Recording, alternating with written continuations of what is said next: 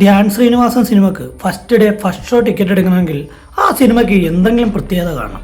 ഇതിൻ്റെ ട്രെയിലർ തന്നെയായിരുന്നു ഏറ്റവും പ്രത്യേകത. നല്ല അടിപൊളി ട്രെയിലറാണ്. ആ ട്രെയിലർ കണ്ടവർക്ക് എല്ലാവർക്കും പടം ഒരു തവണയെങ്കിലും കാണണം എന്ന ആഗ്രഹം തോന്നുന്നുണ്ടാവും. പക്ഷേ അധപ്പതനം എന്ന് പറഞ്ഞു കഴിഞ്ഞാൽ ഇതുപോലെ അധപ്പതിച്ച് ആ പടം നശിപ്പിച്ചിട്ടില്ല. നല്ലൊരു തീമായിരുന്നു, നല്ലൊരു കഥയായിരുന്നു. അതിനെ വേറെ ലെവലിലാക്കി വേറെ രീതിയിൽ ചിത്രീകരിച്ചിരുന്നെങ്കിൽ അടിപൊളിയായിട്ട് പോയേനെ. പക്ഷേ ഇത് നശിപ്പിച്ചെന്ന് പറഞ്ഞു കഴിഞ്ഞാൽ ഞാൻ ചോദിക്കട്ടെ, ആവശ്യമില്ലാതെ എന്തിനാണ് ഒരു സീനിൽ വെറുതെ കൊണ്ട് പാട്ട് കയറ്റുന്നത്? ഒരു സീന് അത് ആ സീനങ്ങ് നടന്നു പൊക്കോളും, ഇല്ലെങ്കിൽ ഒരു BGM ഇട്ട് കൊടുത്താൽ മതി. അവിടെ കൊണ്ട് പാട്ട്, ചറുപറ പാട്ട്, ആവശ്യമില്ലാത്തടത്തെല്ലാം പാട്ട്, ആവശ്യമില്ലാത്തടത്തെല്ലാം കോമഡി.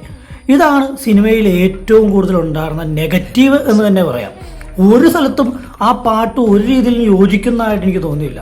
എപ്പോഴും നെഗറ്റീവ്. ക്ലൈമാക്സിലൊക്കെ കൊണ്ട് വെറുതെ പാട്ടിട്ടുണ്ട്, ഒരു കാര്യവും ഇല്ലാതെ. എന്നാൽ ഈ പറഞ്ഞില്ലേ, ആ ട്രെയിലർ കണ്ട് ചെന്നവർക്കെല്ലാം ഇൻട്രസ്റ്റിംഗ് ആയിട്ട് തോന്നിയുന്ന ഒരു എലമെൻസും ആ പടത്തിലില്ല. പടത്തിൽ പഴയകാല കഥ പറയുന്നുണ്ട്, അതെനിക്കിഷ്ടപ്പെട്ടു. നല്ല രീതിയിൽ അവതരിപ്പിച്ചിട്ടുമുണ്ട്, നല്ല രീതിയിൽ ചെയ്തിട്ടുമുണ്ട്.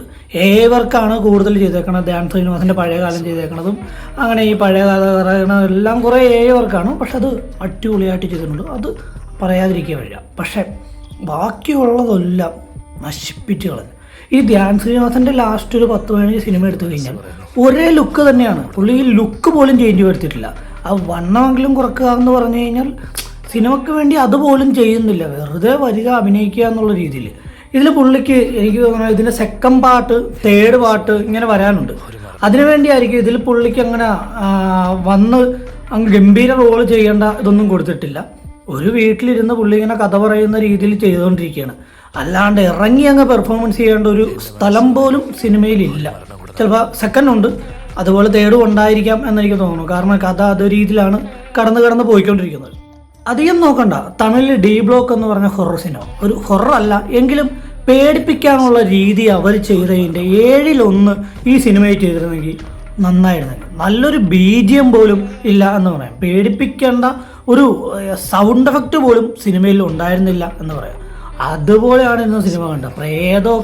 പ്രേതത്തിന് ഈ പഴയകാല സാധനം കണ്ടി പട്ടികൂല ആ ഒരു സാധനമൊക്കെ കുറച്ചുകൂടി എഫക്റ്റീവായിട്ട് ചെയ്ത് കഴിഞ്ഞാൽ ഓക്കെ.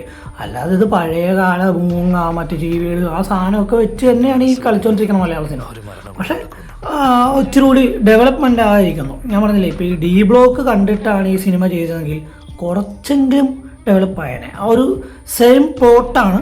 അപ്പം കുറച്ചെങ്കിലും ഈ പടത്തിൽ ആ രീതി കാണിക്കാമായിരുന്നു എന്ന് തോന്നി.